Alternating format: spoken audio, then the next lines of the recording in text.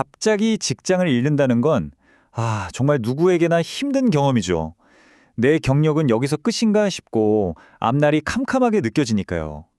대부분 실직을 이렇게 부정적으로만 생각하는데요. 근데 오늘 우리가 살펴볼 한 연구를 보면요. 좀 다른 이야기가 나와요. 어쩌면 이 실직이 새로운 문을 여는 열쇠가 될 수도 있다는 거죠. 자, 그게 무슨 말인지 한번 자세히 들여다볼까요? 바로 이 질문. 이게 오늘 우리가 파고들 핵심 주제인 거죠? 매일 반복되던 익숙한 일상의 끝이 아니라 그동안 바빠서 돌아보지 못했던 진짜 나를 발견하고 새로운 길을 찾아 나서는 출발점. 그렇게 생각해 볼 수 있지 않을까요? 이거 보세요. 실제로 연구에 참여했던 맥건이라는 분이 한 말인데요. 전화위복이었다는 거죠. 이렇게 실직이라는 위기를 겪은 많은 분들이 오히려 예상치 못한 긍정적인 변화를 경험했다고 말해요. 이 문장 하나가 그 생생한 증거 아닐까요? 자, 그래서 오늘은 이런 순서로 한번 살펴볼 거예요. 먼저 실직을 좀 다른 시각으로 보고요. 그 다음에 성찰과 탐색을 거쳐서 마지막에는 나만의 다음 이야기를 어떻게 써내려갈 수 있는지 그 구체적인 방법까지 쭉 따라가 보겠습니다. 자, 그럼 첫 번째 섹션부터 시작해 볼까요? 이 연구의 핵심 아이디어는 바로 재해석에 있습니다. 실직, 물론 처음엔 너무 고통스럽죠. 하지만 이걸 긍정적인 성장과 내 인생의 방향을 다시 잡는 계기로 만들 수 있다는 겁니다. 연구를 보니까요, 이 긍정적인 결과를 만드는 데는 딱 두 가지 핵심 과정이 있더라고요. 바로 자기 탐색과 환경 탐색입니다. 쉽게 말해서 먼저 내 안을 깊숙이 들여다보고 그 다음엔 고개를 들어서 세상 밖으로 시선을 돌려 기회를 찾는 거죠. 이 두 가지가 어떻게 돌아가는지 지금부터 알아보겠습니다. 자, 그럼 이제 진짜 중요한 첫 번째 단계로 들어가 볼게요. 경력이 잠시 멈춘 이 시간. 사실 이거 굉장히 드물고 귀한 기회예요. 쉼 없이 돌아가던 쳇바퀴에서 잠시 내려와서 숨을 고를 수 있는 그런 시간이거든요.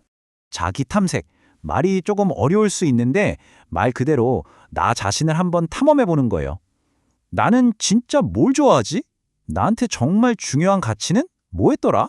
그동안의 경험들이 나한테 어떤 의미였을까? 같은 질문들을 스스로에게 던져보는 거죠. 그러면서 나라는 사람이 어떤 사람인지 더 깊이 이해하게 되는 과정입니다. 여기 앨리스터라는 분의 이야기가 딱 좋은 예시인데요. 이분은 실직하고 나서 생긴 시간을 전혀 일과 상관없는 자전거를 타거나 집을 고치는 데 썼다고 해요. 이런 휴식이 그냥 노는 게 아니라 내 인생 전체를 멀리서 조망하고 나를 돌아보는 아주 강력한 성찰의 도구가 된 거죠.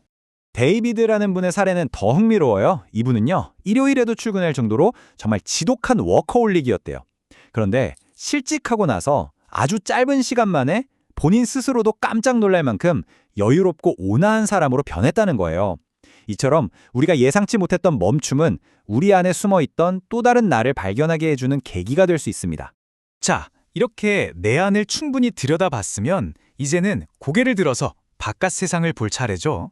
자기 탐색을 통해 새롭게 알게 된 나를 바탕으로 외부 세계에는 어떤 가능성이 있는지 적극적으로 찾아보는 단계입니다. 이 환경 탐색이라는 게 그냥 가만히 앉아서 기다리는 게 절대 아니고요. 내가 직접 발로 뛰면서 정보를 모으는 활동을 말해요. 내가 관심 있는 직업이나 회사, 산업 분야에 대해 적극적으로 알아보면서 더 똑똑한 결정을 내릴 수 있는 기반을 닦는 거죠. 실제 참여자들을 보니까 정말 다양한 시도를 했더라고요. 에이미처럼 자기 전문성을 살려서 컨설팅 회사를 차린 분도 있고, 크리스처럼 아예 새로운 분야인 프랜차이즈 사업을 알아본 분도 있었어요. 여기서 중요한 건 나는 이것만 해야 해 라는 생각에서 벗어나서 가능한 모든 선택지를 다 꺼내놓고 검토했다는 점입니다. 자, 이제 정말 중요한 3단계입니다. 내 안을 들여다봤고 자기 탐색, 바깥 세상도 훑어봤잖아요. 환경 탐색. 그럼 이제 이 두 가지를 아주 똑똑하게 연결해야 합니다. 바로 내가 가진 기술이나 경험 같은 자산을 냉정하게 분석해서 엉뚱한 함정에 빠지지 않고 새로운 기회를 찾아내는 과정이죠. 아마 이 데이비드의 말에 이거 내 얘긴데 하시는 분들 많을 거예요. 한 분야에서 전문가가 되면요, 연봉도 높고 안정적이니까 일이 좀 지겨워져도 쉽게 그만두지 못하는 역량의 덫에 갇히기 쉽다는 거죠. 그런데 실직이 아이러니하게도 바로 이 덫에서 빠져나올 기회를 주기도 하는 겁니다. 여기 보시면 딱 비교가 되죠? 왼쪽이 바로 경력의 덫에 갇힌 상태고요. 오른쪽이 새로운 기회를 잡는 모습이에요. 예전 전문성에 갇혀서 성과 압박에 시달리는 대신에 그 전문성을 좀 다른 방식으로 써먹어 보거나 나한테 진짜 중요한 게 뭔지 다시 생각하면서 선택권을 되찾는 거죠. 이게 바로 전략적 자산 분석의 핵심입니다. 그러니까 여러분의 경력이 발목을 잡는 게 아니라 사실은 엄청난 무기라는 거죠.